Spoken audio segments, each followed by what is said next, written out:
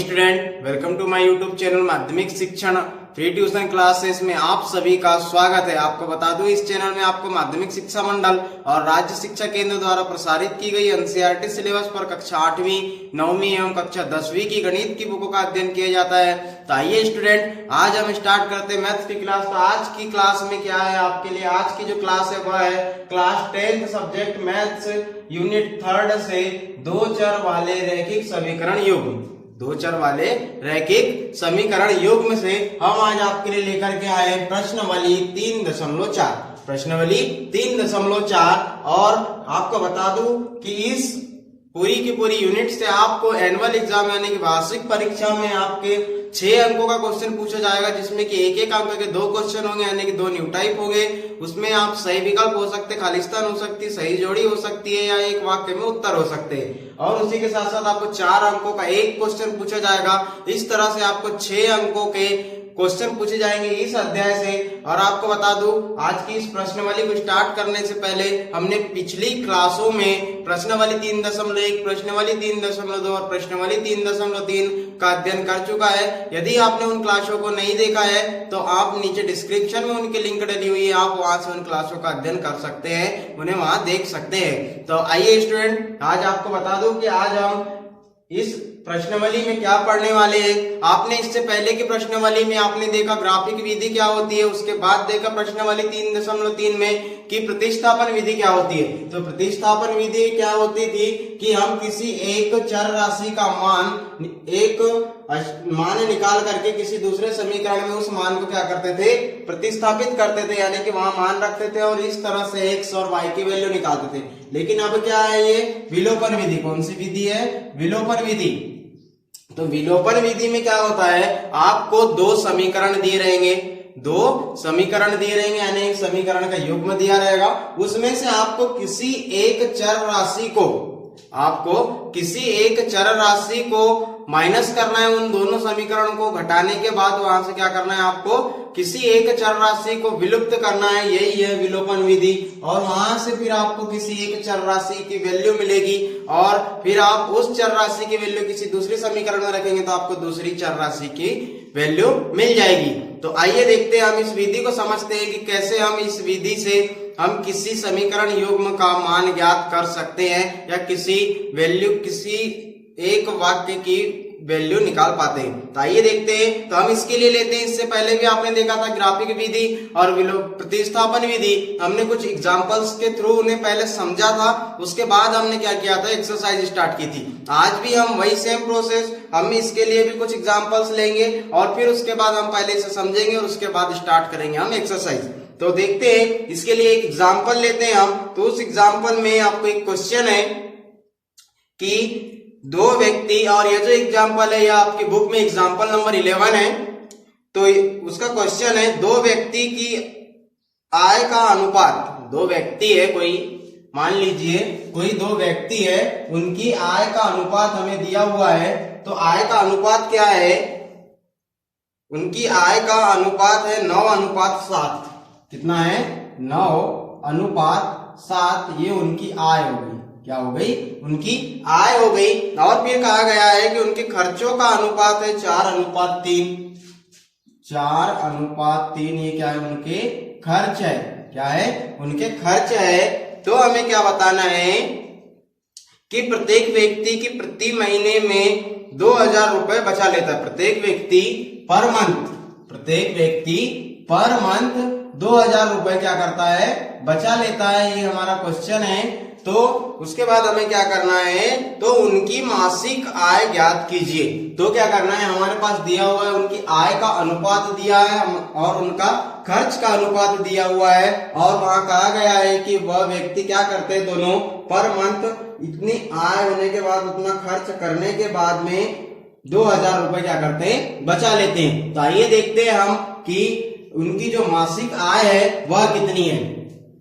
तो यहाँ पर यदि आप आय को, उन व्यक्तियों की आय को मान ले x और ये खर्च को मान ले आप y, आय को x मान ले और खर्च को y मान ले, और ये देख लेते हम कि किसी पहले व्यक्ति की है और ये किसी दूसरे व्यक्ति की। ये किसी पहले व्यक्ति की और ये किसी दूसरे व्यक्ति का खर्च। ये किसी पहले व्यक्ति की आय और ये किसी दूसरे व्यक्ति की आय, ये किसी पहले व्यक्ति की खर्च और ये उसके दूसरे व्यक्ति का खर्च, और दोनों बचाते कितना है, 2,000 रुपए। कितना बचाते, 2,000 रुपए। तो हम मान लेते हैं कि वह कितना कमाता है, 9x कमाता है पहला व्यक्ति, 9 आय को हमने x माना है, तो 9x कमाता है और खर्च कितना करता है, 4y खर्च करता है, यानी इसमें से खर्च कर रहा है, यानी कि कम कर रहा है, यानी घटाएंगे तो y बराबर, और फिर उसके बाद उसके पास बच कितना रहा है, 2,000। कितना बच रहा है, 2,000 बच रहा है। अब क्या होता है, दूसरा व्यक्ति 7x कमाता है और 3y खर्च करता है, फिर भी उसके पास कितना बच रहा है, 2,000 बच रहा है। कितना बच रहा है, 2,000 बच रहा है। अब क्या करते हैं हम, इसे मान लेते समीकरण 1, इसे मान लेते समीकरण 2। ये हो गया समीकरण 1, ये हो गया समीकरण 2।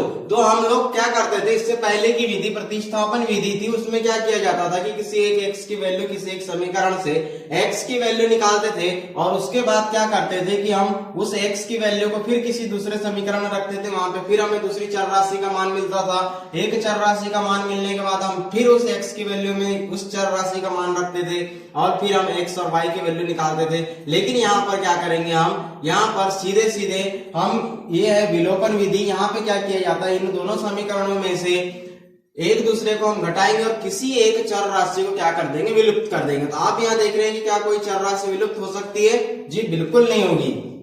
आपको लग रहा है कि कोई चर राशि विलुप्त हो जाएगी घटाने पर? जी नहीं होगी। इसके लिए हम क्या करेंगे, हम देखते हैं कि यदि समीकरण 1 में 3 से और समीकरण 2 में 4 से क्या करते हैं, गुणा करते हैं। यदि हम इन दोनों में कैसे गुणा करें, समीकरण 1 में 3 से गुणा करें और समीकरण 2 में 4 से गुणा करें तो हमें क्या प्राप्त होता है, आइए देखते हैं। समीकरण 1 में 3 से तो 9 × 27 x माइनस 4 × 12y बराबर 3 दूनी 6, ये हो गया 6। फिर उसके बाद हम क्या करते हैं, समीकरण 2 में हमें 4 से गुणा करना, 7 × 28x माइनस 3 × 4 = 12y बराबर 4 से गुणा किए 4 दूनी 8, सॉरी 8,000 होगा। कितना होगा, 8,000। तो ये हो गया समीकरण 3, ये हो गया समीकरण 4। हमने यहां पर, अब आप ये सोच रहे होंगे कि हमने सिर्फ 3 और 4 का ही क्यों गुणा किया। इसलिए गुणा किया क्योंकि हमने देखा कि इस दोनों समीकरण में यदि हम ऊपर वाले समीकरण में 3 से गुणा करते तो ये 12 हो जाएगा और नीचे वाले समीकरण में 4 से गुणा करते तो ये 12 हो जाएगा। तो ये 12 से 12 ये क्या हो जाएंगी, कैंसिल हो जाएगी। यही कारण था कि हमने 3 और 4 से गुणा किया। हम और आगे एग्जांपल्स देखेंगे, आपको और भी ज्यादा क्लियर हो जाएगा। तो अब क्या करते हैं, हम समीकरण 3 से समीकरण 4 को क्या करते, घटा देते। समीकरण 3 से समीकरण 4 को घटाने पर समीकरण 3 से समीकरण 4 को आप घटाएंगे तो यहां पर आप देख सकते हैं 27x माइनस 12y बराबर 6,000, फिर है 28x माइनस 12y बराबर 8,000।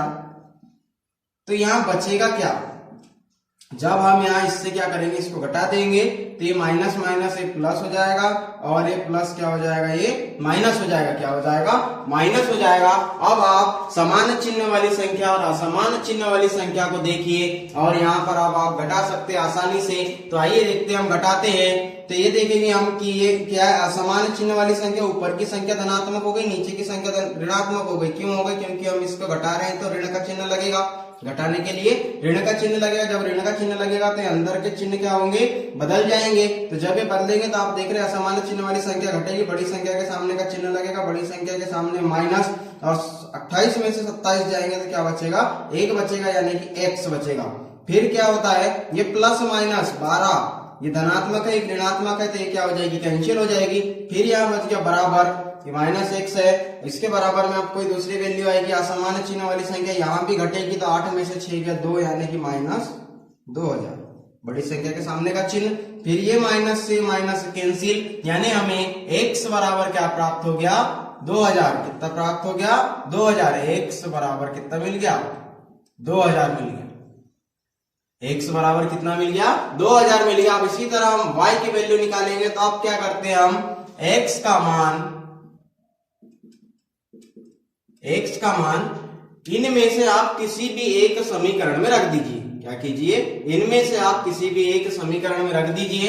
तो x का मान समीकरण 1 में रख देते हैं, x का मान समीकरण 1 में रख देते हैं, यानी यहां रखेंगे तो ये हो जाएगा 9, x की वैल्यू रखेंगे 2000, फिर ये -4y बराबर 2000, तो 9 दूनी 18,000 हो गया, -4y बराबर 2000, फिर अचर संख्या एक साइड, चर राशि एक साइड, तो ये हो गया 4y बराबर 2000 माइनस 18,000,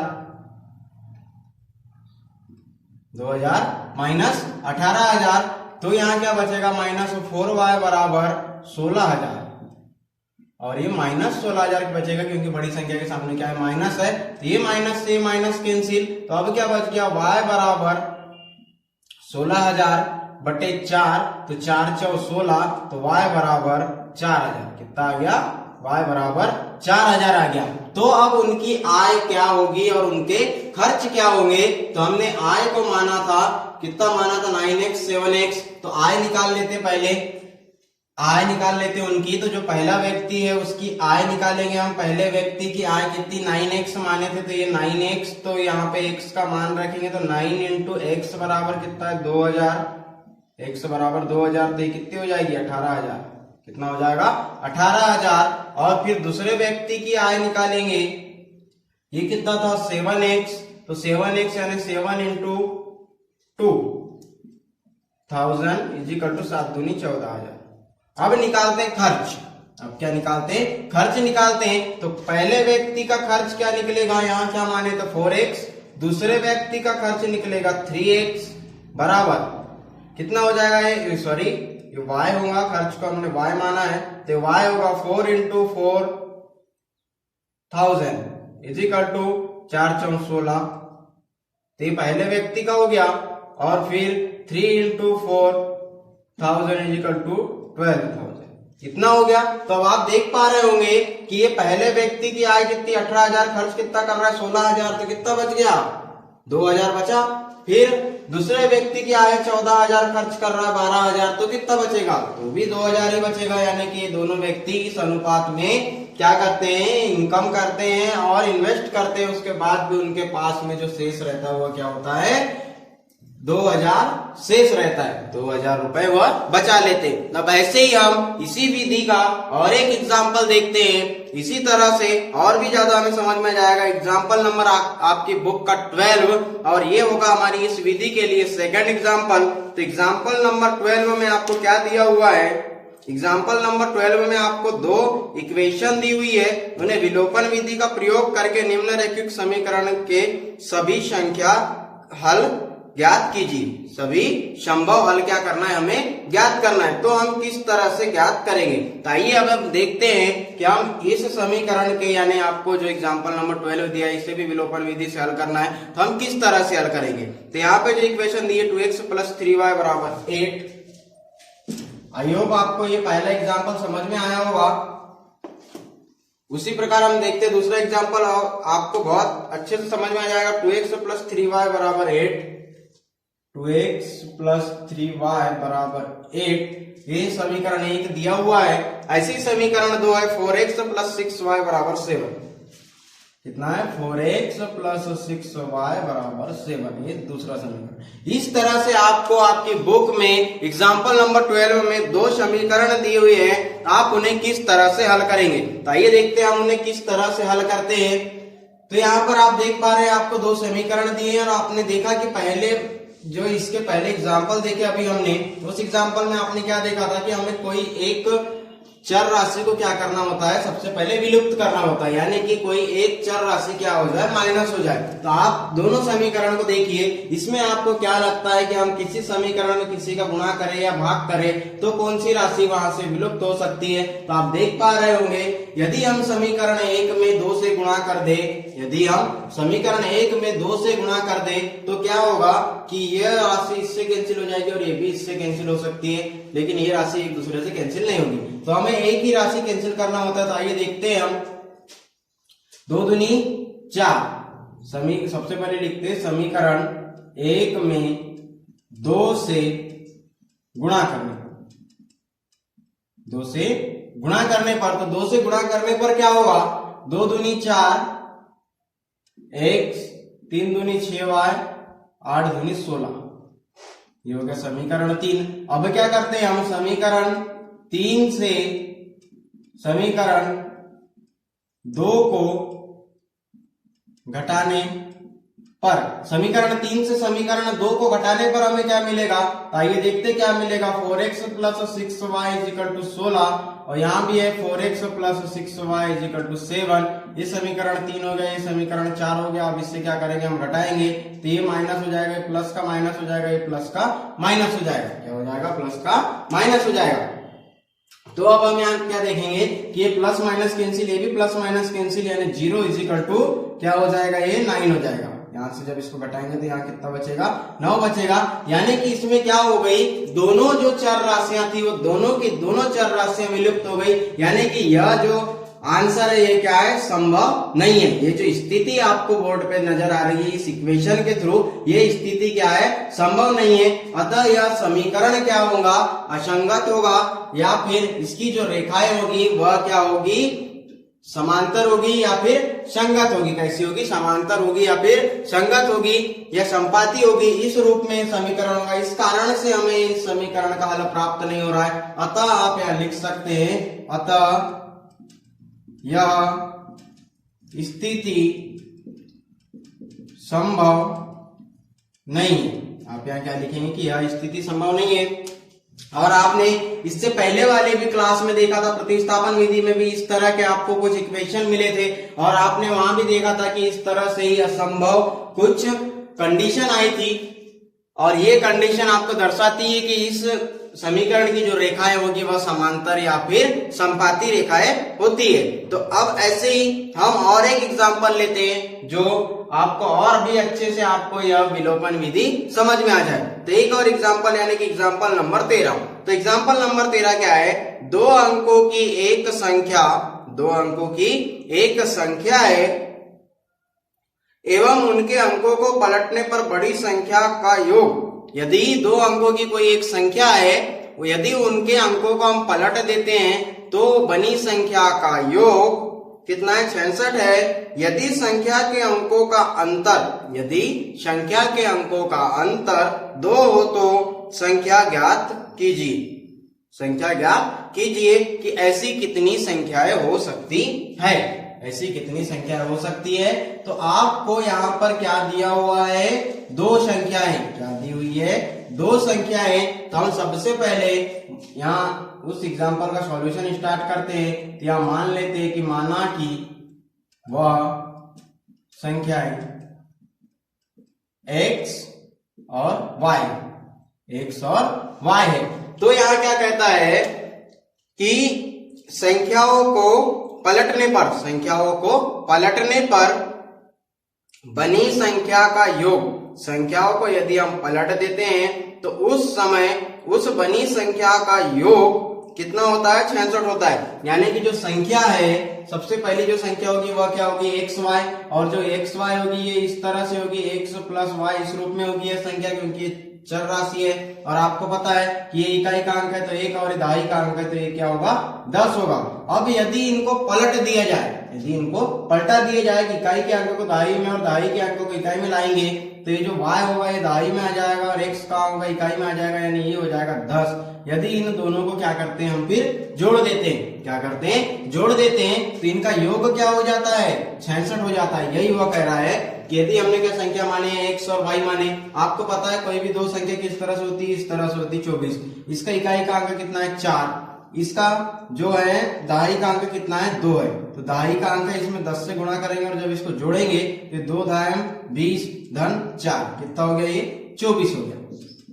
कितना हो गया ये 24, ये संख्या आ गई। इसी तरह हम और एक और एग्जांपल लेके आपको समझाते हैं कि यदि आपके पास है 76, यदि आपको कहा गया है कि 2 अंक है आपको मानना है तो आप xy मानेंगे तो किस कंडीशन में मानेंगे, जब 76 है तो इकाई का अंक क्या है 6, इसमें कितने से गुणा होगा 1 से। आप यह कहां से समझ पाएंगे अच्छी तरह से, आप इसे वह स्थानांतर क्या किसी का स्थान जब हम देखते हैं, आपने छोटी क्लास में पढ़ा होगा 6वीं 7वीं में कि यदि किसी का स्थानांतरण देखते हैं तो किस तरह से देखते हैं, 7 का बताएंगे तो कितना होगा 70, वही कंडीशन यहाँ पे होती है। इकाई का अंक है तो 6, अब इसमें दहाई का अंक है क्या है 7, इसमें कितने दहाई का अंक है तो कैसे गुणा होगा 10 से गुणा होगा, तो 10 7 70 धन 6 बराबर कितना हो जाएगा ये 76। इस तरह से ही इकाई और दहाई के अंक लिखे जाते हैं। तो हमने इसी कंडीशन को देखते हुए इसी फॉर्मेट से हमने इकाई और दहाई के अंकों को लिखा। सबसे पहले इस तरह से हमने इकाई और दहाई का अंक माना xy और हमने फिर उसको पलटाया yx में, तो इनका योग हमें बुक में दिया हुआ, क्वेश्चन में दिया हुआ कितना है 66। तो हम इसे हल करते हैं, ये 10x और 1x कितना हो जाएगा ये 11x और ये 10y और 1y हो जाएगा 11y बराबर 66। यानी यहाँ से 11 यदि कॉमन निकाल लेते तो x प्लस वाई बराबर 66 और ये गुणा वाली संख्या का पक्षांतर की भाग में तो x प्लस वाई बराबर 66/11 यानी कि x प्लस वाई बराबर 11×66 कितना हो जाएगा x प्लस वाई बराबर 6 हो जाएगा। x प्लस वाई बराबर कितना हो जाएगा 6 हो जाएगा। यानी कि हम जब उन इकाई के अंकों को जोड़ेंगे तो उनका योग कितना होगा 6 होगा। जैसे कि अब हम जैसे यहाँ पर हमने लिया था 76, यदि इन दोनों अंकों को जोड़ते तो 7 और 6 कितना होता है 13, कितना होता है 13 होता है। वैसे ही हम ये 2 अंक लिए हैं, इन दोनों अंकों को जब जोड़ेंगे तो कितना होगा 6 होगा। और फिर क्या कहा गया है कि उनका अंतर, अब आप मान लीजिए इसे समीकरण 1 और कहा गया है कि उनका अंतर यानी कि x माइनस वाई बराबर 2, उनका अंतर कितना है 2, ये समीकरण 2। या तो अंतर इस तरह से हो सकता है या फिर अंतर इस तरह से हो सकता है। अंतर एक तो इस कंडीशन में हो सकता है या फिर अंतर इस कंडीशन में हो सकता है। तो हम दोनों में से कोई भी एक कंडीशन लेते हैं और जो संभव होगी हम उसे हल करेंगे। तो यहाँ समीकरण 1 व 2 से, समीकरण 1 और 2 से हम देखते हैं यहाँ पे कि क्या है x प्लस वाई बराबर 6, x माइनस वाई बराबर 2। और यदि हम इसे घटाते हैं तो जब घटाएंगे तो ये इस तरह से घटेगा, यानी कि प्लस माइनस ये संख्या कैंसिल है, प्लस प्लस हो गई तो ये हो जाएगा 2y बराबर। अब यहाँ से 4 6 में से 2 गए तो यहाँ बचेगा 4, यानी कि आप यहाँ देख पा रहे हैं आपके पास क्या बच गया 2y बराबर 4। क्या बच गया 2y बराबर 4 बच गया। तो आपके पास 2y बराबर 4 बच गया, यानी कि 2y बराबर 4 बचा तो y बराबर क्या होगा 4/2, यानी y बराबर कितना हो गया 2 हो गया। y बराबर कितना हो गया 2 हो गया। यदि हम समीकरण 1 और अभी क्या लिए 2, यदि हम इसी तरह समीकरण 1 और 3 लेते हैं, यदि इस कंडीशन को ले तो हमने अभी इस कंडीशन को लिया, यदि हम अब इस कंडीशन को ले तो x माइनस समीकरण 1 व 3 से, 1 व 3 से x प्लस वाई बराबर 6, y माइनस x बराबर 2। तो अब क्या देखेंगे हम, इसे जब घटाएंगे तो ये हो जाएगा प्लस, ये हो जाएगा माइनस, और ये प्लस माइनस ये कैंसिल हो जाएंगे, प्लस प्लस 2x हो जाएगा इज इक्वल टू 4, यानी x बराबर 4/2, यानी कि x बराबर यहाँ भी कितना आएगा 2 आएगा। एक तो आप समीकरण 1 2 को लीजिए या फिर 1 3 को लीजिए, आपको उनकी वैल्यू क्या मिल रही है 2 मिल रही है, यानी दोनों क्या है संभव है। अब इसमें से आप किसी भी एक कंडीशन को अप्लाई कर सकते हैं, क्योंकि जो भी रिएक्शन होता है कितने समीकरण में होगा, समीकरण के एक ही योग में होगा, यानी कि 2 समीकरण के बीच ही कौन सी विधि अप्लाई की जा सकती है, विलोपन विधि अप्लाई की जा सकती है। तो अब आप इस कंडीशन को लीजिए या इस कंडीशन को लीजिए, आप 1 और 2 समीकरण ले या फिर 1 और 3 समीकरण ले, आपको एक तो लेना ही होगा, क्योंकि एक आपको पहले से क्वेश्चन में दिया और दूसरा दिया था कि इन दोनों में से घटाने पर, तो दोनों में से आपने दोनों तरफ से घटाया, x में से y भी घटाया और y में से x भी घटाया, तो इन दोनों में से कोई भी एक ले लीजिए। हम लेते हैं पहली वाली समीकरण 1 और 2, समीकरण 1 और 2। तो यहां से मिला हमें y की वैल्यू कितनी मिली 2 मिली। अब क्या करते हैं हम y का मान समीकरण एक में रखते हैं। कहाँ रखते हैं? समीकरण एक में रखते हैं। तो यहाँ रखेंगे हम y का मान, यानी हो जाएगा x plus 2 is equal to 6। तो x बराबर x माइनस 2, यानी x बराबर हो गया ये 4। कितना हो गया? x बराबर 4 हो गया। यानी अब आपको x और y की वैल्यू मिल चुकी है। कितनी है? 2 और 4। और आप इस समीकरण में रख के देख सकते हैं, दोनों संतुलित हो जाएंगे। 4 और 2 को जोड़ेंगे तो कितना होगा? 6 होगा। यानी हमारी जो वैल्यू है वह क्या है? सही है। हमने जो मान निकाले वह क्या है? सही है। तो अब हम देखते हैं, अब आपको क्या कहा गया था कि इनका क्या इकाई और दहाई की संख्या। तो इकाई की संख्या यदि हम x को ले, y को ले तो y कितना है? 2 है। और दहाई की संख्या x को ले, यानी 4, ये 42 हो गया। यदि इनको पलटा दिए जाए तो कितना हो जाएगा? 24 हो जाएगा। और इन दोनों को जोड़िए आपको योग कितना मिलेगा? 6 ही मिलेगा। 4 और 2 6, 2 और 4 6। तो आपकी जो दो संख्याएं होगी, दो अंक होंगे, वह क्या होंगे? 4 2 होंगे। और वो जो संख्या बनेगी वह क्या बनेगी? 42 एंड 24 बनेगी। तो ये थे हमारे 2 से 3 एग्जाम्पल जिसमें आपने समझा विलोपन विधि को। तो अब इसी एग्जाम्पल्स को जिससे आपने अभी समझा है, अब देखते हैं कि हम इन एग्जाम्पल्स की सहायता से हम एक्सरसाइज को कैसे हल कर पाते हैं। तो आइए स्टूडेंट अब स्टार्ट करते हैं एक्सरसाइज 3.4। एक्सरसाइज 3.4 स्टार्ट करते प्रश्नावली 3.4। तो प्रश्नावली 3.4 में आपको जो पहला क्वेश्चन है वह क्या दिया हुआ है? पहला क्वेश्चन है कि निम्न समीकरण के युग्म को विलोपन विधि तथा प्रतिस्थापन विधि से हल कीजिए और कौन सी विधि अधिक उपयुक्त है वह आपको बताना है। यानी आपको यहाँ पर क्या करना है? प्रतिस्थापन विधि और विलोपन विधि, प्रतिस्थापन विधि और विलोपन विधि दोनों का उपयोग करना है। और आपको बताना है कि दोनों में से कौन सी विधि आपके लिए उपयुक्त है। आप उन दोनों में से कौन सी विधि से इनके हल अच्छे से ज्ञात कर पाते हैं, आपको दोनों में से कौन सी विधि सरल लगती है, यह दोनों बताना है। यानी इसमें आपको दोनों विधि का उपयोग करना है। आपने इससे पहले की क्लास प्रश्नावली 3.3 में आपने प्रतिस्थापन पढ़ा है। और अभी आपने देखा कुछ एग्जांपल्स इस क्लास में थोड़ी देर पहले विलोपन विधि के। तो हम सबसे पहले इससे किससे हल करेंगे? विलोपन से हल करेंगे। और उसके बाद फिर हम हल करेंगे कौन सी विधि? प्रतिस्थापन विधि से, जो हमने इसके पहले की क्लास में पढ़ चुका है। तो आइए स्टूडेंट हम हल करते हैं इसे अब विलोपन विधि से। विलोपन विधि से, तो विलोपन विधि से हल करने पर हमें क्या मिलेगा? आप देख सकते हैं हमें क्या सबसे पहले क्या करना होता है? समीकरण 1 हो गया, समीकरण 2 हो गया। तो इन दोनों समीकरण में से हमें घटाना होता है और किसी एक चर राशि को विलुप्त करना होता है। तो आइए हम देखते हैं, यहाँ पर इस कंडीशन को बनाने के लिए हम समीकरण 1 में 2 से गुणा करने पर, समीकरण 1 में 2 से गुणा करने पर ये हो जाएगा 2x प्लस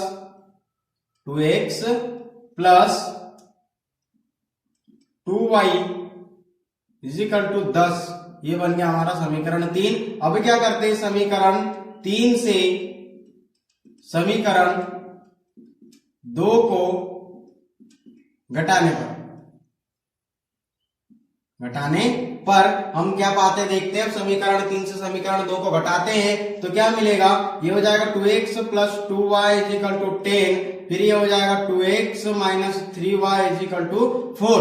यानी कि अब इसमें से हम इसको घटाएंगे, यानी यहाँ के जो मार्क होंगे वह चेंज हो जाएंगे, यानी इसके चिन्ह क्या होंगे? वह बदल जाएंगे। ये प्लस माइनस कैंसिल और ये प्लस प्लस सामान्य चिन्ह वाली संख्या जुड़ेगी 5y।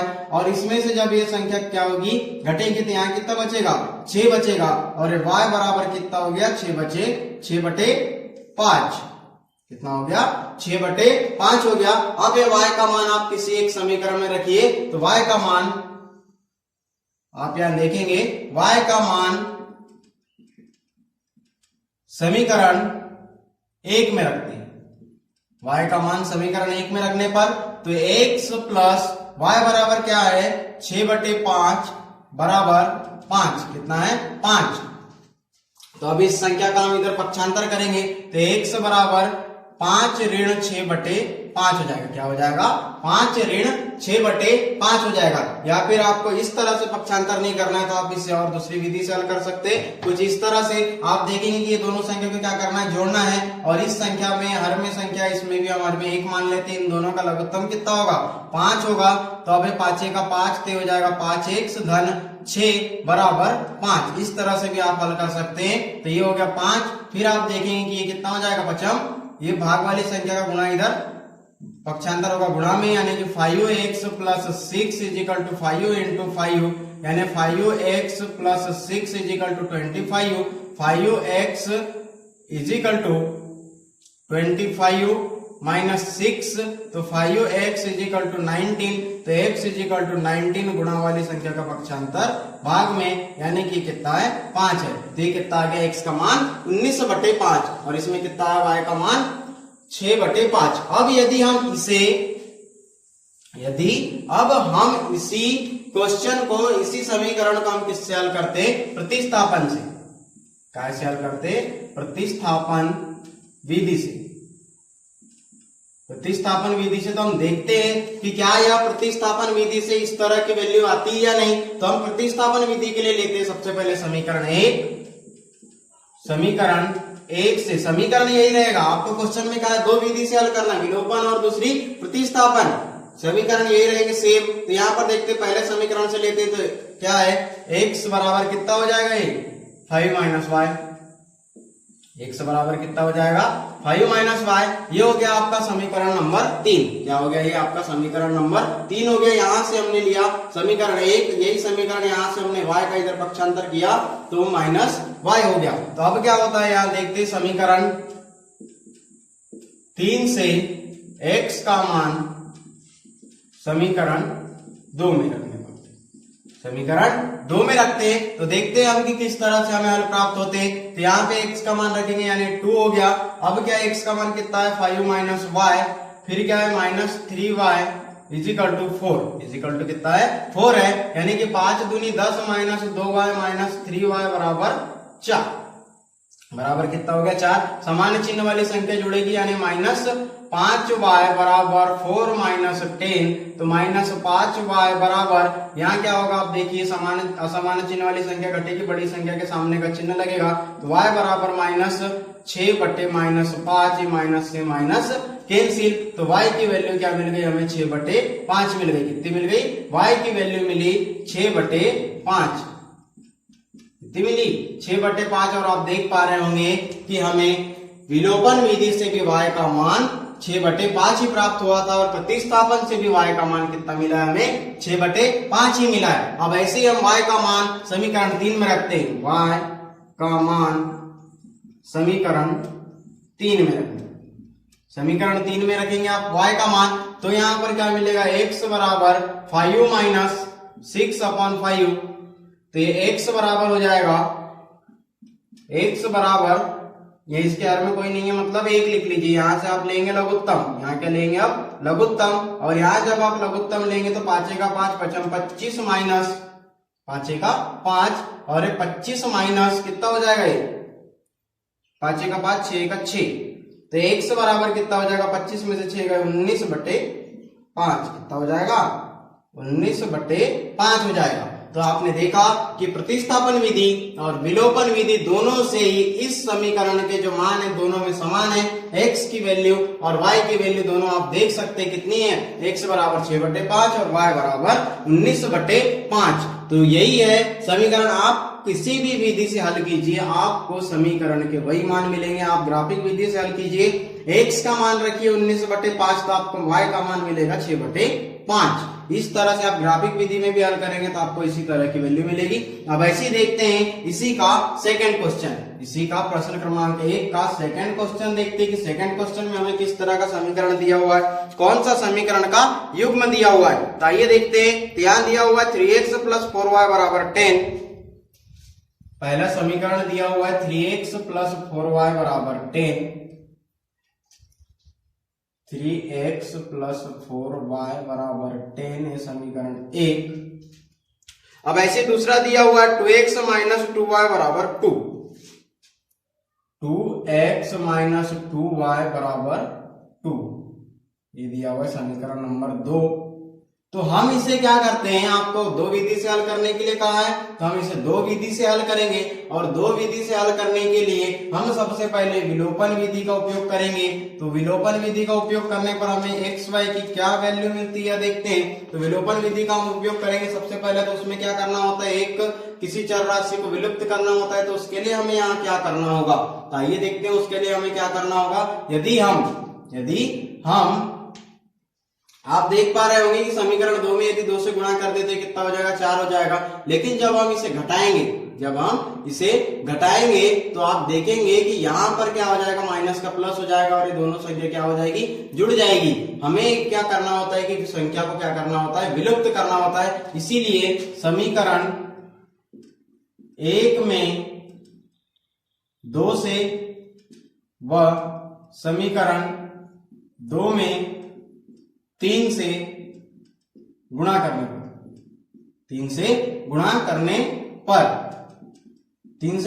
पर हमें क्या मिलेगा, समीकरण 1 में 2 से गुणा कीजिए, 6x प्लस 8y बराबर 20, ये हो गया समीकरण 3। और क्या हो गया, यहां पर समीकरण 2 में आप कैसे गुणा करेंगे, 3 से, यानी 6x माइनस 3 दूनी 6y बराबर 3 दूनी 6, ये हो गया समीकरण नंबर 4 हमें मिल गया। तो अब क्या करते हैं, समीकरण 3 से समीकरण 4 घटाने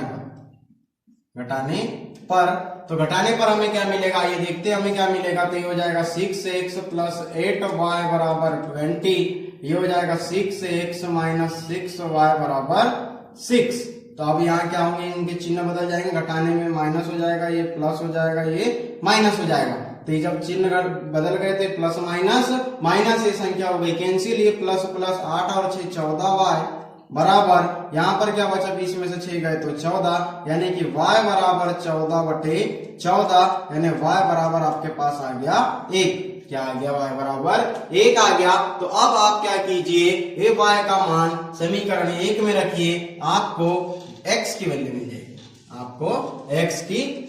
जाएगी, तो आइए देखते हैं x का मान निकालते हैं। यहाँ से y का मान समीकरण 1 में रखने पर सेम कंडीशन, ये हो जाएगा 3x plus 4 into 1 is equal to 10, तो हो जाएगा 3x प्लस 4 इजिकल टू 10, तो हो जाएगा 3x is equal to 10 minus 4, 3x is equal to 6, तो x इजिकल टू 6/3, तो x is equal to 2, x is equal to कितना आ गया, 2 आ गया, 3 दूनी 6। तो आपने विलोपन विधि से x और y की वैल्यू निकाल ली। अब ऐसे ही देखते हैं हम प्रतिस्थापन विधि से, क्योंकि हमें आपको पता है कि इस क्वेश्चन में दोनों विधि का उपयोग करना है। तो आइए देखते हैं हम किस तरह से दोनों विधि का उपयोग करेंगे।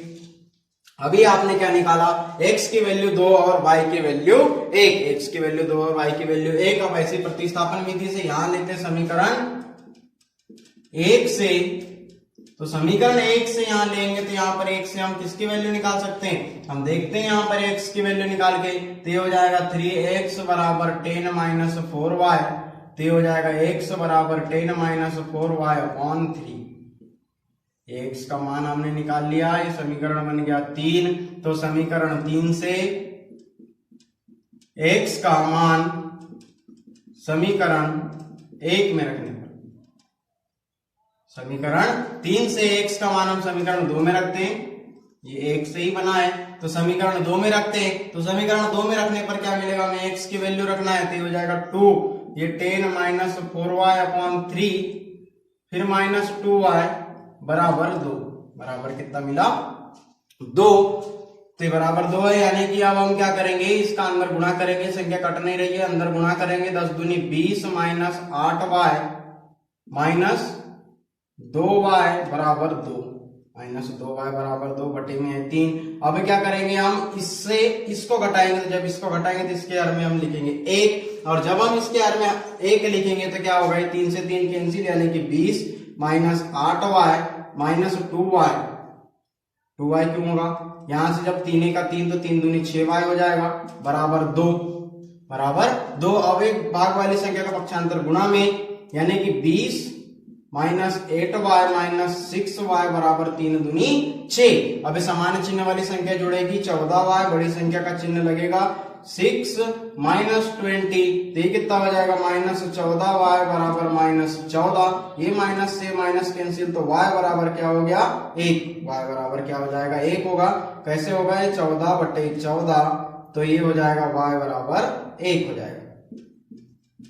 y बराबर क्या होगा 1 हो जाएगा। अब क्या करते हैं हम, y का मान समीकरण 3 में रखने पर यहां रखते हैं, y का मान समीकरण 3 में रखने पर, y का मान अब समीकरण 3 में रखेंगे तो x बराबर 10 माइनस 4 इंटू 1/3, तो x बराबर 10 ऋण 4/3, तो x बराबर 6/3, तो x बराबर हो गया 2। x बराबर क्या हो गया 2 हो गया। 3 दूनी 6, इससे संख्या क्या होगी कैंसिल हो जाएगी, यानी कि 3 दूनी कितना हो गया 6 हो गया। और आप देख पा रहे होंगे विलोपन विधि और प्रतिस्थापन विधि से भी सेकंड क्वेश्चन का आंसर क्या आया, y का मान 1 और x का मान कितना आया 2 आया। अब हम ऐसे ही देखते हैं अगला इसी का क्वेश्चन नंबर 3। तो देखते हैं कि इस क्वेश्चन नंबर 3 में हमें कौन सी इक्वेशन दी हुई है। तो क्वेश्चन नंबर 3 में आपको इक्वेशन दी है 3x माइनस 5y माइनस 4। क्या दी हुई है 3x minus 5y minus 4 is equal to 0, इस तरह से दी हुई है। फिर क्या दिया हुआ है 9x plus 2y plus 7, 9x is equal to 2y plus 7, 9x is equal to 2y plus 7। इस तरह से आपको समीकरण 1 और समीकरण 2 दिया हुआ है। तो आप अब इसे किस तरह से हल करेंगे, तो आइए देखते हैं हम इसे किस तरह से हल करते हैं। तो सबसे पहले हम विलोपन विधि का अप्लाई करेंगे, लेकिन सबसे पहले हम क्या करेंगे समीकरण को ठीक करेंगे। तो जब ये समीकरण हमें 1 दिया हुआ है, समीकरण हमें 2 दिया हुआ है, तो इसे हम ठीक करेंगे। तो किस तरह से ठीक करेंगे, ये हो जाएगा 3x माइनस 5y बराबर 4, इस ऋण का इधर पक्षांतर कर दी धन में, ये बन गया समीकरण 3। अब इसे लिखते हैं हम 9x, इस 2y का इधर पक्षांतर होगा माइनस 2y बराबर 7, ये बन जाएगा समीकरण नंबर 4। क्या बन जाएगा समीकरण नंबर 4 बन जाएगा। और अब आप समीकरण 3 और 4 से ही आगे दोनों विधि में अप्लाई करेंगे। तो समीकरण 3 और 4 में हम देखते हैं कि समीकरण 3 और 4 में अब हम क्या करेंगे, यदि हम समीकरण 3 में 2 से और समीकरण 4 में 5 से गुणा कर दे तो भी संख्या क्या हो सकती है कैंसिल हो सकती है। तो आइए हम देखते हैं यहाँ पर नीचे गुणा करके, या फिर हम क्या करें ऊपर वाले जो समीकरण है, ऊपर वाले जो समीकरण 3, इसमें यदि 3 से गुणा कर दे, यदि समीकरण 3 में 3 से गुणा करने पर, तो समीकरण 3 में 3 से गुणा करने पर क्या होगा 3 3 9x माइनस 5 3 15y बराबर 4 3 12, ये हो जाएगा समीकरण नंबर 5। इस तरह से बन जाएगा ये समीकरण। अब क्या करते हैं समीकरण 5 माइनस समीकरण 4, यानी समीकरण 5 में से 4 को क्या करेंगे हम घटाएंगे, तो ये हो जाएगा 9x minus 5y is equal to 12, तो ये हो जाएगा 9x minus 2y plus is equal to 7।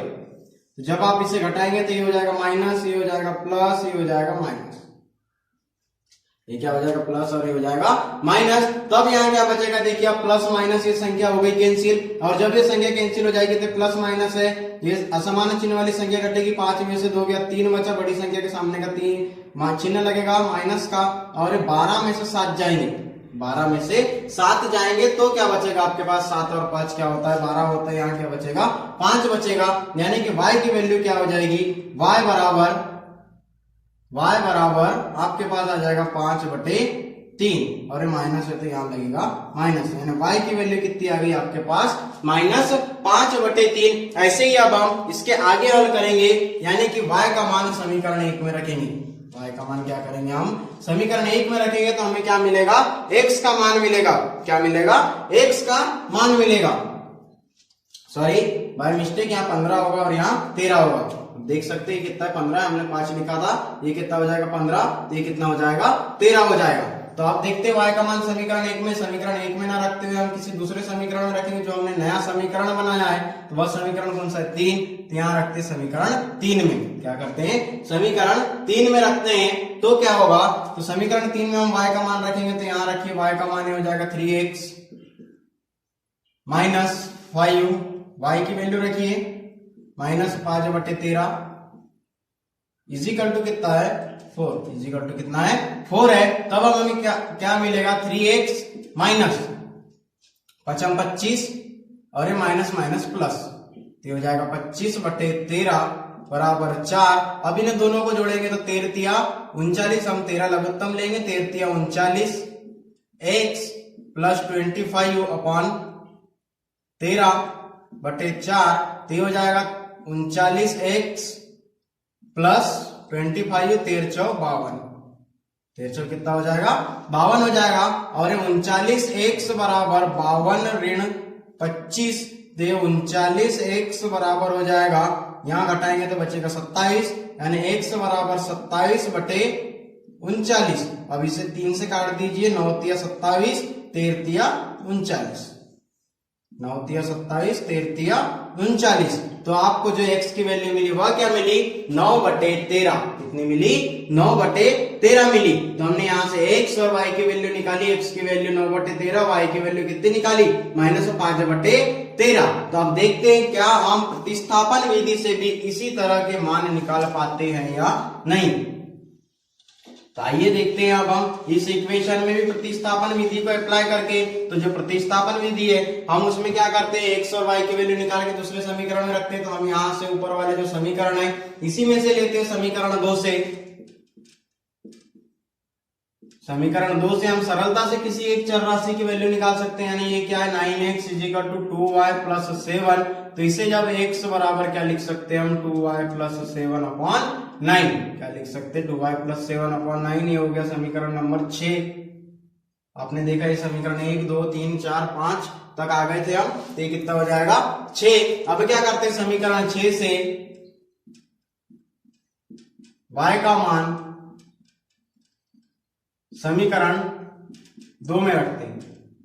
समीकरण कहां रखेंगे? 2 में रखेंगे। और जब समीकरण 2 में हम क्या का मान रखेंगे? x का मान रखेंगे। सॉरी, x की वैल्यू निकाली हमने, x का मान रखेंगे। तो x का मान यहां रखेंगे समीकरण 1 में। समीकरण 2 हमने लिया था इससे पहले, हम रखते हैं 1 में। यहां रखेंगे x का मान, तो हो जाएगा 3 2y + 7/9। फिर क्या बच गया? -5y -4 = 0। -5y -4 = 0। 3 3 9, यानी अब ये हो गया 2y + 7/3 -5y -4 = 0। तो अब क्या करेंगे? हम इन तीनों संख्याओं को क्या करेंगे? इन तीनों को क्या करेंगे? घटाएंगे। तो यहाँ ले लेते 3 लघुत्तम, और जब 3 लघुत्तम लेंगे तो हो जाएगा 2y + 7 -15y -12y सॉरी 12 = 0। तो क्या बचेगा? भाग वाली संख्या का पक्षांतर हम करेंगे गुणा में। कहां करेंगे? गुणा में। तो जब गुणा में हम पक्षांतर करेंगे तो हमारे पास क्या बचेगा? 2y + 7 2y और 15y। यहाँ क्या हो जाएगा? 2y -15y है, तो हो जाएगा -13y। कितना हो जाएगा? -13y। और 12 में से 5 जाएंगे तो यहाँ कितना बचेगा? माइनस, बड़ी संख्या का चिन्ह लगेगा, -5 = 0। और भाग वाली संख्या का पक्षांतर होगा गुणा में। तो शून्य से किसी भी संख्या को गुणा करने पर उसका मान कितना होता है? 0 होता है। तो ये हो गया 0। तो यहाँ क्या मिल गया? y का मान। यदि हम y बराबर देखें तो y बराबर हो जाएगा, ये माइनस वाली संख्या का पक्षांतर होगा इधर प्लस में, तो ये हो गया प्लस में। और ये गुणा वाली संख्या का पक्षांतर होगा भाग में, तो ये आ गया भाग में। यानी y बराबर 5/-13 और ये y बराबर 5/-13। इसमें भी माइनस है और इसमें भी माइनस है। अब क्या करते हैं हम? y का मान समीकरण 6 में रखते हैं। समीकरण 6 में रखते हैं। काय का मान रखेंगे? y का मान। तो क्या मिलेगा हमें? अब आप देख सकते हैं x बराबर कितना है? 2, y कितना है? -5/13 कोष्टक में, फिर क्या है? +7/9। तो क्या हो जाएगा? y बराबर 5 दूनी 10, 5 दूनी कितना हो गया? 10। और ये सामने माइनस है तो ये माइनस। फिर क्या करते हैं हम, बटे 13, 13 प्लस 7 अपॉन कितना है, इस सब के अपॉन में है 9, इन सबके अपॉन में क्या है 9 है। सबसे पहले क्या करेंगे हम, ऊपर वाली संख्या को क्या करेंगे, जोड़ेंगे। तो जब हम ऊपर वाली संख्या को जोड़ेंगे तो ये हो जाएगा 13, ये लघुत्तम लेंगे, 13 लघुत्तम लेते हैं, तो 13 लघुत्तम ले लिया। और जब 13 लघुत्तम लिए तो हमारे पास क्या बचेगा, 13 लघुत्तम लिए तो -10 और 13 साथ क्या होता है 7 या 21 की 1 हासिल का आया, ये 9, 7 या 21 की 1 हासिल का आया, 2 7 का 7 और 2 9, कितना बच गया 91। और जब 13 में हम 13 से जब हम 91 में से दोनों क्या हो गए, अब समान चिन्ह वाली संख्या, इसके बटे में कितना है 9 है, इसके बटे में कितना है 9 है। तो अब क्या करते हैं हम, ये 13 का इस 9 से क्या करते, गुणा कर देते,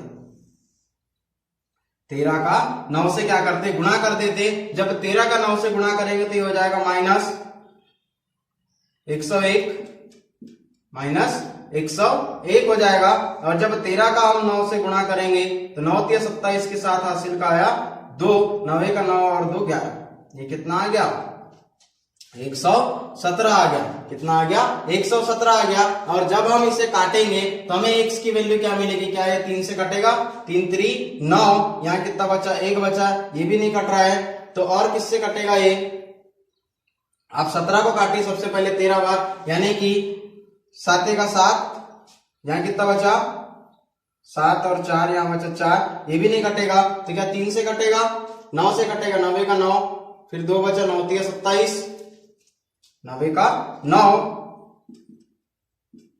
9 और 2 11, 9 × 27, यहाँ बच गया 13। और फिर आप क्या देखेंगे, यहाँ पर कितना आना चाहिए 9 आना चाहिए, यानी कि 9 9 81, सॉरी यहाँ पर आएगा प्लस, यहाँ आएगा प्लस, ये प्लस था। और जब यह समान चिन्ह वाली संख्या घटेगी तो यहाँ पर 81 ही आएगा, 81 आएगा। यहाँ देख सकते हैं आप, ये प्लस था, हमने यहाँ माइनस लगा दिए थे, यहाँ क्या आएगा प्लस आएगा। और जब असमान चिन्ह वाली संख्या घटेगी तो 81 आएगा, बड़ी संख्या के सामने का चिन्ह लगेगा, और 9 9 81, क्या हो गया 9 9 81। यानी कि इसमें भी आपको x की वैल्यू कितनी मिली 9/13 और y की वैल्यू मिली 5/-13, कितनी मिली 5/-13। और आपने विलोपन से भी निकाला था कितनी, y की वैल्यू -5/13 और x की वैल्यू 9/13। तो इस तरह से आपने x और y की वैल्यू प्रतिस्थापन विधि और विलोपन विधि से ज्ञात किया। अब ऐसे ही देखते हैं हम इसी का फोर्थ क्वेश्चन, चौथा क्वेश्चन में आपको क्या इक्वेशन दी हुई, चौथे क्वेश्चन की इक्वेशन आपको दी हुई है x/2 + 2y/3 = -1, ये समीकरण 1। फिर दूसरा समीकरण आपको दिया हुआ है x - 3y/3 = 3। इस तरह से आपको समीकरण 1 और समीकरण 2 दिए हुए हैं, इसे आप विलोपन विधि और प्रतिस्थापन विधि से हल करेंगे। तो यहाँ पर सबसे पहले हम अप्लाई करेंगे विलोपन विधि। कौन सी विधि, विलोपन विधि से, विलोपन विधि से। तो आप देख पा रहे हैं यहाँ पे क्या होगा, समीकरण 2 में आप देख रहे हैं x/2 है, यहाँ पर एक c है। यदि हम यहाँ पे 2 से भाग देते थे दोनों संख्या समान हो जाएगी और कैंसिल हो जाएगी। तो यहाँ देखते हैं समीकरण 2 में 2 से भाग देने पर, समीकरण 2 में 2 से भाग देने पर क्या होगा कि ये हो जाएगा x/2 - y/3 दूनी 6 = 3/2। ये हो जाएगा समीकरण नंबर 3। क्या हो जाएगा, समीकरण नंबर 3 हो जाएगा। अब क्या करते हैं, समीकरण 3 माइनस समीकरण 1, समीकरण 3 ऋण समीकरण 1 से ये क्या हो जाएगा, x/2 - y/6 = 3/2। फिर हो जाएगा ये x/2 + 2y/3 = -1।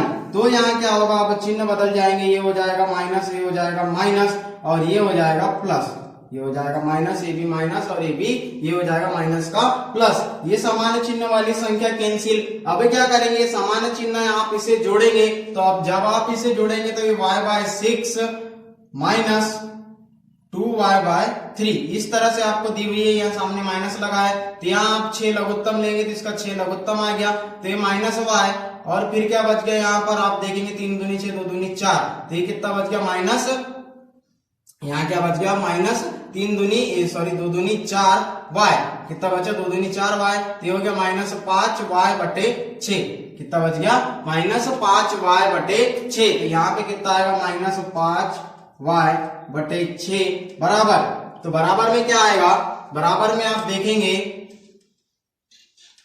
यहां पर क्या होगा, बराबर में 3/2 प्लस 1 प्लस क्या करना है 1 करना है। ये 3/2 प्लस 1, तो इसको जब जोड़ेंगे तो यहां पर आप लेंगे 2 लघुत्तम, 2 क्या लेंगे लघुत्तम लेंगे, तो 2 लघुत्तम आ गया, 3 का 3 और 2 का 2, तो हो गया 5/2। कितना हो गया 5/2 हो गया।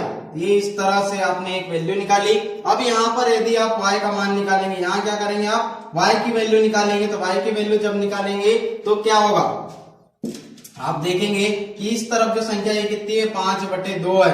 अब क्या करेंगे, अब ये भाग वाली संख्या का आप इधर पक्षांतर करेंगे, काय में करेंगे गुणा में। भाग वाली संख्या का पक्षांतर कहाँ करेंगे गुणा में, तो 5 6 के 30, तो ये यहाँ गुणा में इसका पक्षांतर कर दिए। अब ये गुणा वाली संख्या का पक्षांतर होगा भाग में, तो ये हो गया भाग में, यानी कि ये हो जाएगा 5 6 के 30, तो ये आ गया 30, ये माइनस है तो यहाँ माइनस लगेगा, तो 5 6 के 30, तो ये हो गया 30, और 5 दूनी 10, तो ये हो गया 10, और ये माइनस लगाए तो यहाँ माइनस, और 10 तिया 30, और ये माइनस है तो -3, यानी कि y की वैल्यू कितनी मिलेगी आपको -3 मिलेगी। कितनी मिलेगी -3 मिलेगी। ऐसे ही अब y का मान समीकरण हमने अभी क्या लिया था, ये 3 लिया था, यानी कि 1, यानी आप रखते हैं हम 2 में। y का मान समीकरण 2 में रखने पर यहाँ लिखा हुआ y का मान समीकरण 2 में रखने पर ये हो जाएगा x माइनस, ये -3 है तो ये -3/3 = 3। ये माइनस और ये माइनस क्या हो गया प्लस, ये 3 और ये 3 कैंसिल यानी 1 हो गया, तो x + 1 = 3, तो ये हो जाएगा x 3 - 1, तो x बराबर कितना आएगा 2 आएगा। कितना आएगा 2 आएगा, यानी कि y की वैल्यू आई -3 और x की वैल्यू कितनी आई 2 आई। अब ऐसे ही हम इसे अगली विधि प्रतिस्थापन विधि से हल करेंगे। कौन सी विधि से हल करेंगे, प्रतिस्थापन विधि से हल करते हैं और देखते हैं कि क्या इसमें भी इसी तरह के आपको आंसर्स मिलते हैं या नहीं, इस तरह के आंसर आपको मिलते हैं या नहीं मिलते। तो आइए देखते हैं प्रतिस्थापन विधि से। तो जब आप इसे प्रतिस्थापन विधि से हल करेंगे तो आपको क्या मिलेगा, यहाँ पर आप देख सकते हैं समीकरण 1 है, ये समीकरण 2 है। यदि हम समीकरण 2 ले, तो यदि इसका इधर पक्षांतर कर देंगे तो हमें x की वैल्यू मिल जाएगी, यानी कि समीकरण 2 से x बराबर मिलेगा 3 + y/3। क्या मिलेगा 3 + y/3। अब x का मान समीकरण 1 में रखेंगे, x का मान समीकरण 1 में रखेंगे, यानी कि यहां रखेंगे तो यहां कितना रखना पड़ेगा हमें 3 +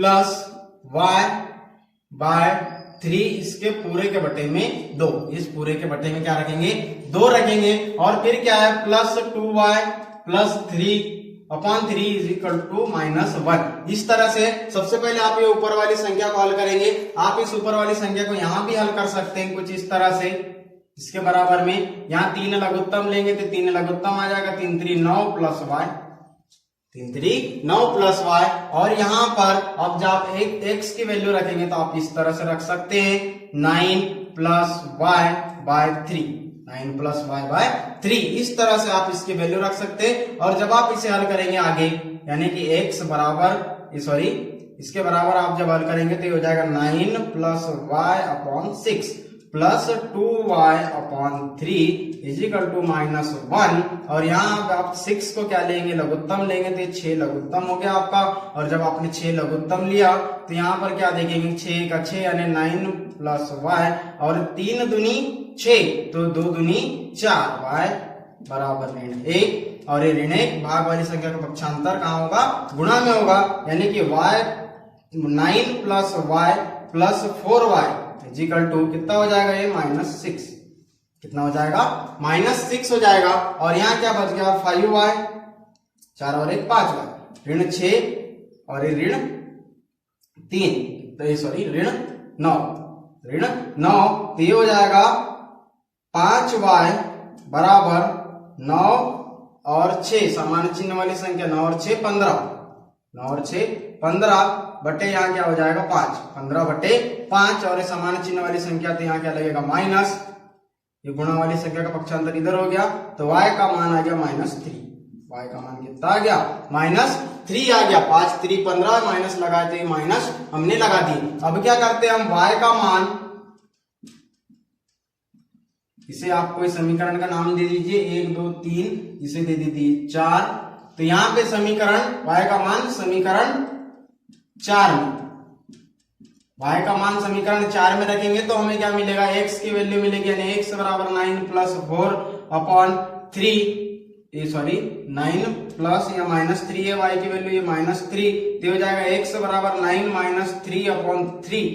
यहाँ क्या बच गया, 9 में से 3 गए 6/3 यानी x की वैल्यू 3 दूनी 6, तो x का मान कितना आ गया 2 आ गया। और आप देख सकते प्रतिस्थापन विधि विलोपन विधि दोनों विधि से y की वैल्यू और x की वैल्यू दोनों क्या है, एक दूसरे के बराबर है। और ऐसे ही अब तक आई हुई है क्वेश्चन नंबर 1 के पहला क्वेश्चन, दूसरा क्वेश्चन और तीसरा क्वेश्चन देखा, उसमें आपको क्या मिला कि x और y की वैल्यू विलोपन विधि और प्रतिस्थापन विधि दोनों से क्या है, समान है, दोनों से कैसी है, समान है। अब ऐसे ही हमने, अब इसके आगे हम हल करेंगे इसके आगे का प्रश्न क्रमांक 2।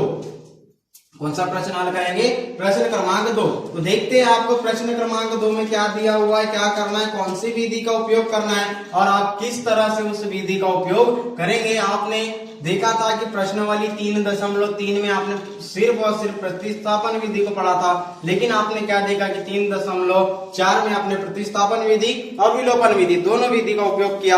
अब देखते हैं हम कि क्वेश्चन नंबर 2 में आपको क्या करना है। क्वेश्चन नंबर 2 में क्या लिखा हुआ है कि निम्न समस्याओं में रैखिक समीकरणों के युग्म बनाएं और उनके हल, यदि उनका अस्तित्व हो तो विलोपन विधि से हल करना है। हमें क्या करना है, आपको कुछ समस्याएं दी हुई है, जिस तरह से प्रश्नावली 3.3 में दी थी उसी तरह से, तो यहाँ पे रैखिक समीकरण बनाना है और फिर उसके बाद हल करना है। आइए देखते हैं प्रश्न क्रमांक 2 का पहला क्वेश्चन।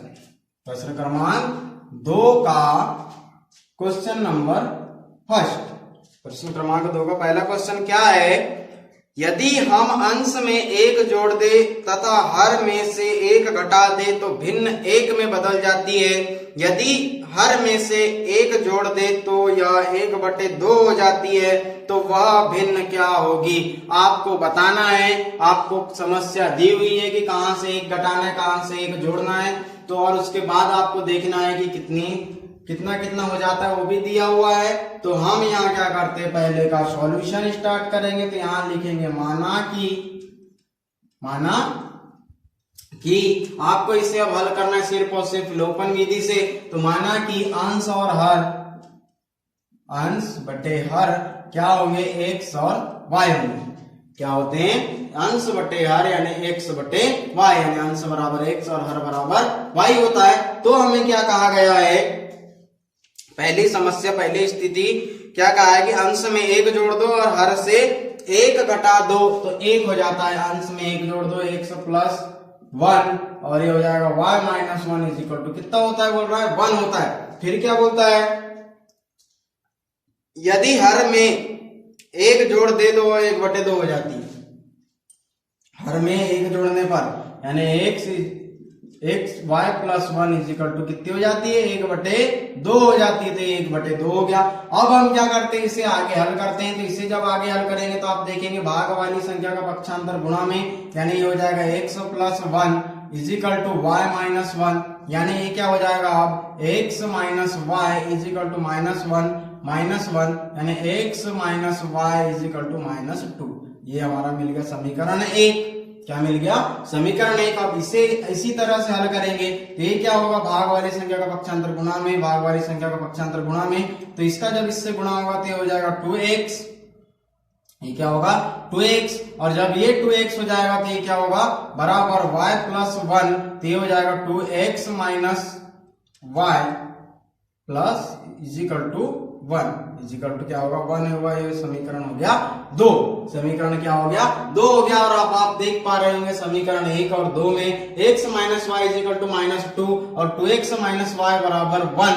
अब आप क्या करेंगे, अब इन दोनों को विलोपन विधि से हल करने पर, विलोपन विधि से। विलोपन विधि से क्या होता है, विलोपन विधि में इसके आगे क्या होगा, आपको किसी एक संख्या को क्या करना होता है, विलुप्त करना होता है। तो यदि हम समीकरण 1 में 2 से गुणा कर देते हैं, ये दोनों क्या होंगे, विलुप्त हो जाएंगे।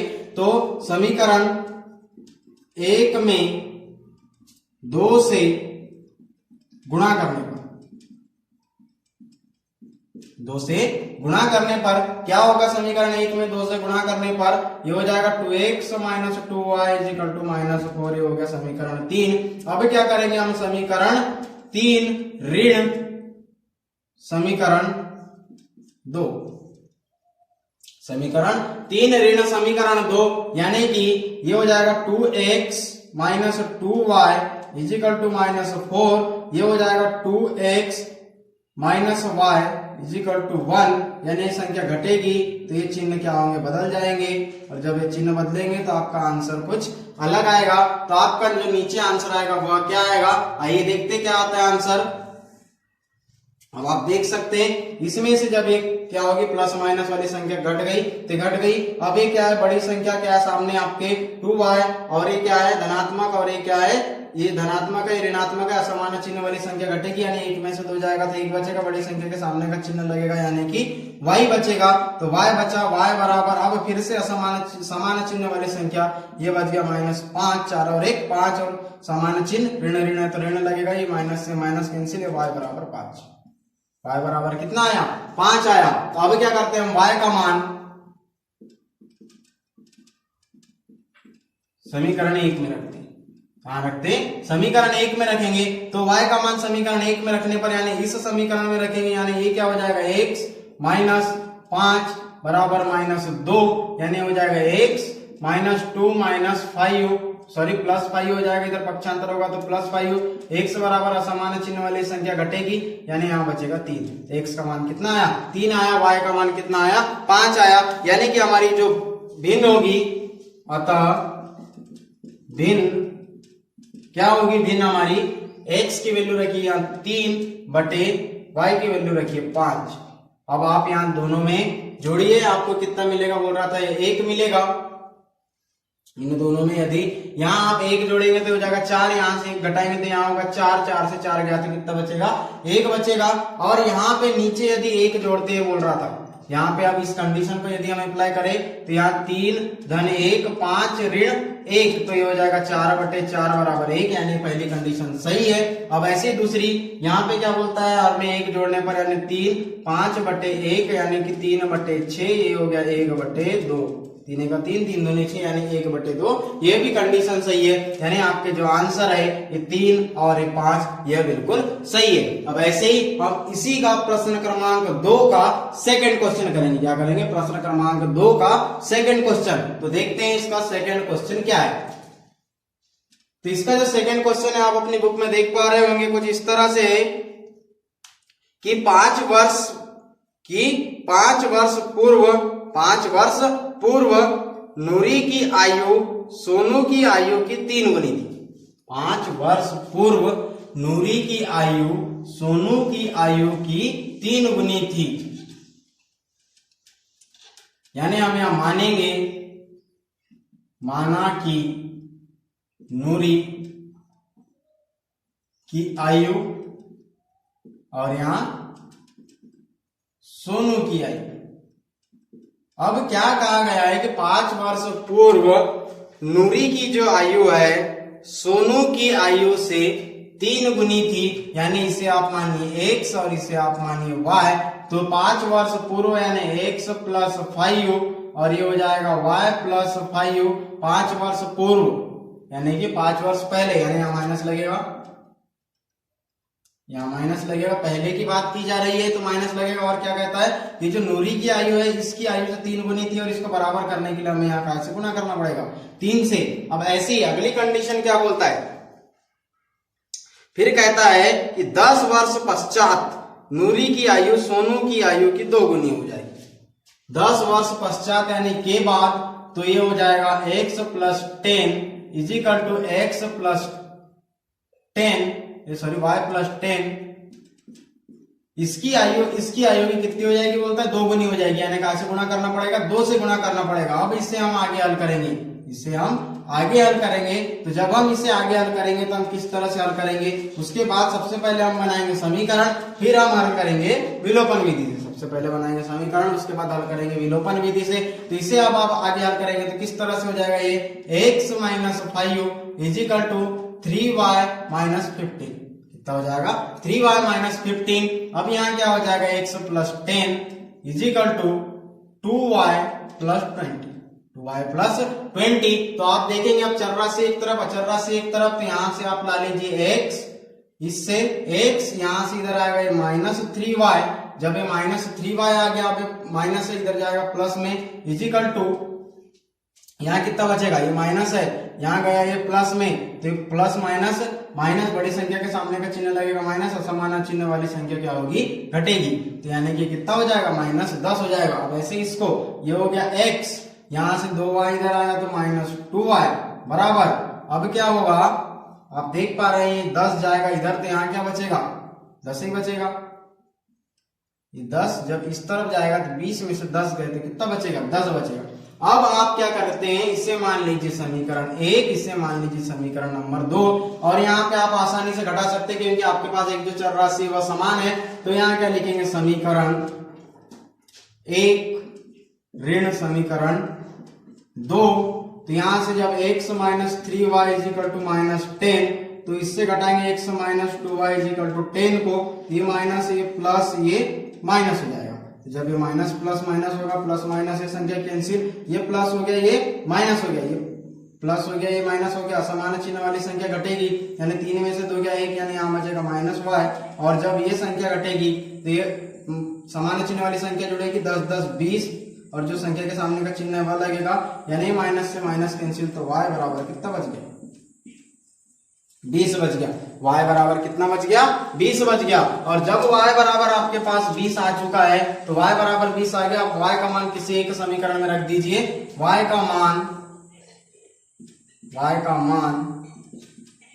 समीकरण 1 में, y का मान समीकरण 1 में, यहां से आपने विलोपन विधि स्टार्ट कर दी है, तो समीकरण 1 में जब यहाँ y का मान रखेंगे तो हो जाएगा x - 3 × 20 = -10। तो x 3 दूनी 6, x बराबर x माइनस 3 दूनी 6, तो हो जाएगा 60 बराबर -10, 3 दूनी 6, ये हो गया 60। तो ये इधर जब पक्षांतर होगा तो -10 + 16, तो x बराबर क्या बचेगा 50, x बराबर क्या बचेगा 50।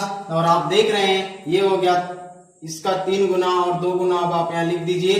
तो अभी जो वर्तमान आयु होगी इनकी कितनी होगी, x यानी कि सोनू की आयु होगी 20 वर्ष और इसकी आयु होगी 50 वर्ष। कितनी होगी 20 वर्ष और 50 वर्ष, कितनी 20 वर्ष और 50 वर्ष। तो जब आप इसमें से जब यहाँ से घटाएंगे तो आप इक्वेशन देख सकते हैं इस तरह से, आपको यहाँ -10 वर्ष मिलेगी और यहाँ 10 वर्ष मिलेगी। अब ऐसे ही हम इसी का यानी कि सेकेंड क्वेश्चन का थर्ड क्वेश्चन को देखते हैं। आइए स्टूडेंट देखते हैं क्वेश्चन नंबर 3 दिया हुआ है आपकी बुक में। थर्ड क्वेश्चन क्या है कि 2 अंकों की संख्या के अंकों का योग क्या है 9 है।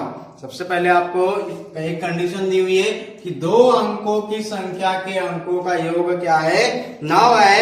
इस संख्या का 9 गुना, इस संख्या का 9 गुना संख्या के अंकों को पलटने पर कितना हो जाता है 2 गुना हो जाता है। यदि उसी संख्या का 9 गुना संख्या के अंकों को पलटने पर 2 गुना हो जाता है तो हमें वो संख्या ज्ञात करना है, वो अंक ज्ञात करना है। तो आइए देखते हैं यहाँ से हल यानी कि इसका सॉल्यूशन। तो जब सॉल्यूशन स्टार्ट होगा तो यहाँ लिखेंगे माना कि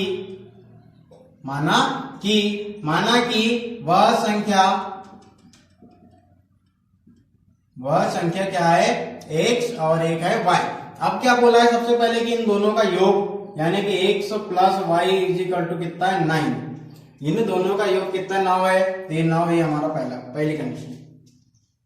फिर आपको क्वेश्चन में कहा गया है कि उन संख्याओं का 9 गुना उनको पलटने पर उसका हो जाता है 2 गुना, यानी इसका 9 गुना x + y यानी हो जाएगा 10x। दाई का अंक है तो 10x, इसका 9 गुना यदि इसको पलट दिया जाए इसको पलटा दिया जाए तो कितना हो जाएगा, 2 गुना हो जाएगा, यानी 10y प्लस x। आपने देखा है कि कई अंक और दाई अंक को किस तरह से लिखा जाता है, तो आप इस तरह से लिखेंगे। फिर उसके बाद ये इसे आप आगे हल करेंगे तो हो जाएगा 90x प्लस 9y बराबर 20y प्लस 2x, प्लस कितना हो जाएगा 2x। अब चर राशि एक तरफ, अचर राशि एक तरफ, यानी 90x minus 2x plus 9y minus 20y is equal to 0। इधर कुछ नहीं बचा यानी कि 0।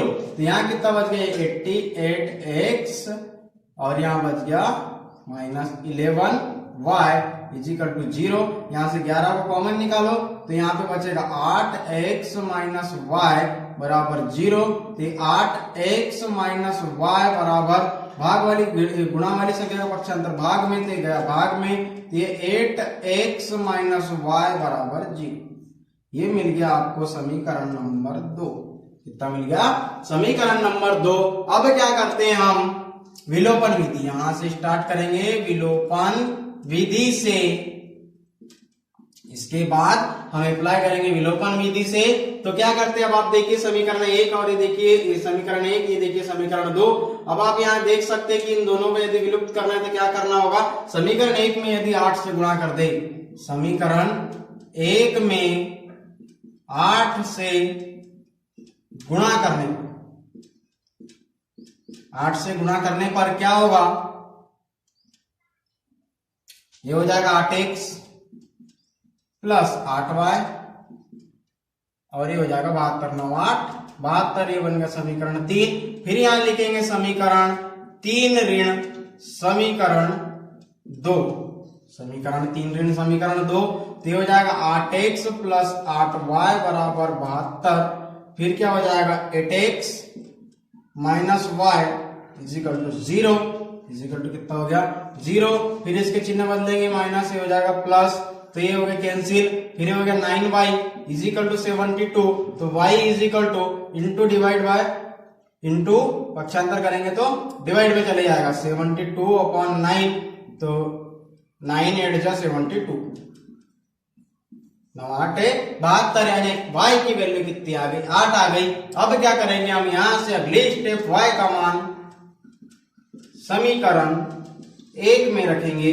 तो जब हम y का मान समीकरण 1 में रखेंगे तो हो जाएगा x प्लस 8 इजिकल टू 9, यानी x is equal to 9 minus 8x is equal to 1। यानी जो हमारी जो संख्या होगी वह क्या होगी, 1 और 8 होगी। यानी जब हम इसे लिख सकते हैं, यदि हम इसे लिखे इकाई का अंक 1 और दहाई का अंक 8, तो हो जाएगी 81, 8 और 1 9, या फिर ये पलटा कर लिख दे इसको तो हो जाएगी 18। तो 8 और 1 9, और इन दोनों को आप जोड़ेंगे तो 99 आ जाएगा। कितना आ जाएगा 99 आ जाएगा। यानी कि यह जो संख्या के अंक है, इस संख्या के जो अंक है ये क्या होंगे, एक दूसरे के बराबर होंगे। 8 और 1 9, 8 और 1 9। ये था क्वेश्चन नंबर 3। अब ऐसे ही देखते हैं हम क्वेश्चन नंबर 4। तो क्वेश्चन नंबर 4 क्या है, क्वेश्चन नंबर 4 यह है कि मीना 2000 रुपए निकालने के लिए एक बैंक जाती है। मीना कोई लड़की है, वह 2000 रुपए निकालने के लिए बैंक जाती है। तो वह 2000 रुपए निकालने के लिए बैंक जाती है। उसे ने खजांची से कहा कि 50 तथा 100 के नोट देने के लिए कहा। उसने खजांची से 50 और 100 के ही नोट देने के लिए कहा, और मीना ने कुल 25 नोट लेकर के आई। कितने नोट लेकर के आए, 25 नोट लेकर के आई। तो ज्ञात कीजिए कि 50 के नोट और 100 के नोट कितने कितने होंगे, कि 50 और 100 के नोट कितने कितने होंगे यह बताना है हमें क्वेश्चन नंबर 4 में। तो आइए देखते हैं क्वेश्चन नंबर 4। अब मीना जाती है 2000 रुपए निकालने के लिए बैंक, 2000 रुपए निकालने के लिए बैंक गई। अब उसने मांगे 50 और 100 की नोट। तो हम मान लेते हैं, माना कि 50 की नोट बराबर x, 100 की नोट बराबर y। 50 की नोट बराबर हो गई x, 100 की नोट बराबर हो गई y। और उसने टोटल कितनी नोट लेकर के आई है, 25। कितनी नोट लेकर के आई है, 25, यानी हो गया समीकरण 1। और ये ऐसे ही यही दूसरा समीकरण हो गया 50x प्लस 100x बराबर 2000 रुपए, क्योंकि उसने 50 के कितने नोट निकाले, यानी 50 एक्स वाले 50 नोट निकाले, वाई वाले 100 के नोट निकाले और इन दोनों को जोड़े तो कुल कितने रुपए हो गए उसके पास 2000 रुपए। और जब 2000 रुपए हो गए कुल नोट कितने थे 25। और जब एक्स और वाई को जोड़ेंगे तो कुल कितने होना चाहिए, नोटों की संख्या है एक्स और वाई, तो नोटों की संख्या हो गई एक्स वाई यानी कि हो गए 25 और ये कुल रुपए हो गए 50 एक्स धन 100 वाई बराबर 2000। अब क्या करते हैं हम विलोपन विधि यहां से स्टार्ट करते हैं। विलोपन विधि से, तो विलोपन विधि से हमें क्या मिलेगा, समीकरण 2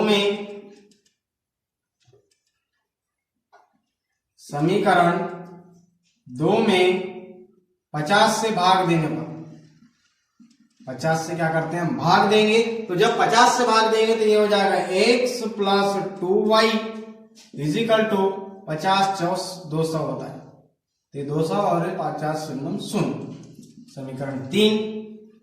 अब क्या करते हैं समीकरण 3 ऋण समीकरण 1, तो समीकरण 3 ऋण समीकरण 1 ये हो गया, तो समीकरण 3 हो गया, ये समीकरण 1 हो गया, तो अब इसको घटाएंगे तो यहाँ घटाएंगे तो हो जाएगा x plus 2y is equal to 40, x plus y is equal to 25, इसको घटा रहे हैं यानी हो जाएगा माइनस, तो जब ये माइनस होगा तो प्लस माइनस कैंसिल, ये 2y में से 1y जाएगा तो यहाँ बचेगा y बराबर 40 में से 25 गए तो यहाँ कितना बच गया 15, यानी y की वैल्यू कितनी आ गई 15 आ गई, y का मान कितना आ गया 15 आ गया। अब ऐसे ही हम y का मान समीकरण 1 में रखते हैं, y का मान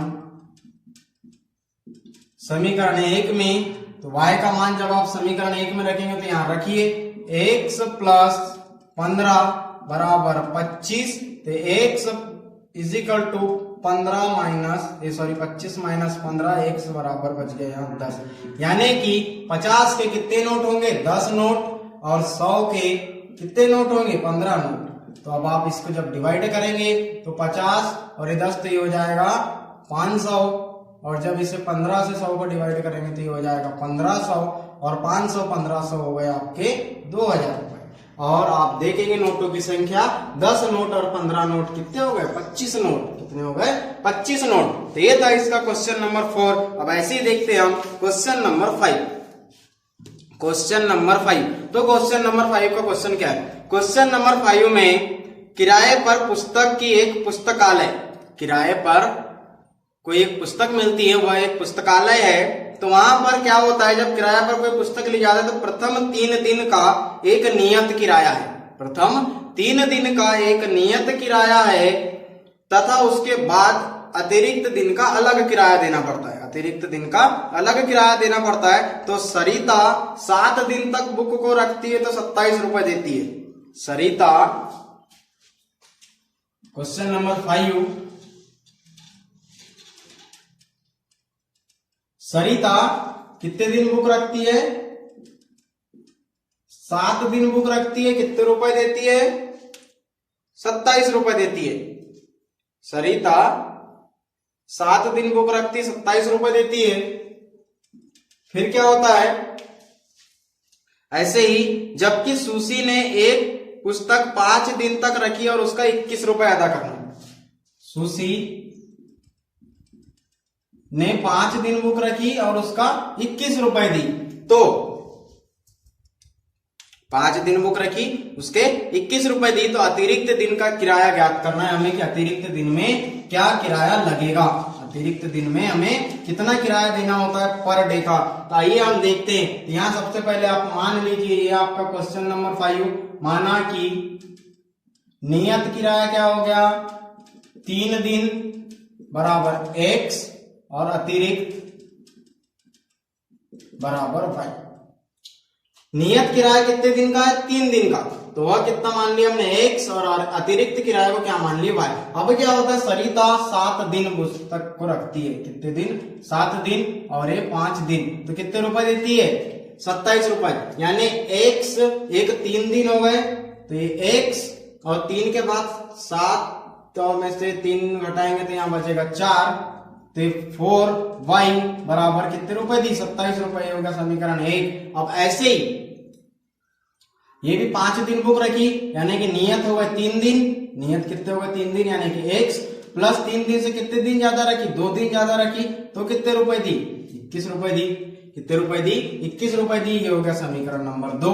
इस तरह से आपने बना लिए समीकरण 1 और 2। तो आप सोचेंगे कि x प्लस वाई कैसे आ गया, x प्लस वाई इस तरह से आ गया कि 7 दिन रखे, नियत दिन कितने 3, तो 3 में से कितने नियत दिन हो गए 3 और 4, 3 दिन को हमने माने x और अतिरिक्त दिन को हमने माने y, तो ये हो गया x और अतिरिक्त 4 दिन थे तो ये हो गया 4y, फिर ये x अतिरिक्त 2 दिन थे तो ये 2y, यानी कि आप देख सकते हैं 3 धन 4 बराबर 7 दिन और 3 धन 2 बराबर 5 दिन, यानी कि ये नियत दिन हो गए। ये क्या हो गए आपके नियत दिन हो गए, ये हो गए अतिरिक्त, ये क्या हो गया अतिरिक्त दिन हो गए 4 और 2। तो इस तरह से हमने बनाए समीकरण। तो इसको माने हमने x और इसको माने हमने y, तो x माने हमने 3 दिन बराबर x माने, तो इसकी जगह x ही लिखेंगे और ये कितना हो गया y। फिर क्या होता है यहां पर, अब आप देखिए समीकरण, यहां विलोपन विधि स्टार्ट करेंगे, यहां से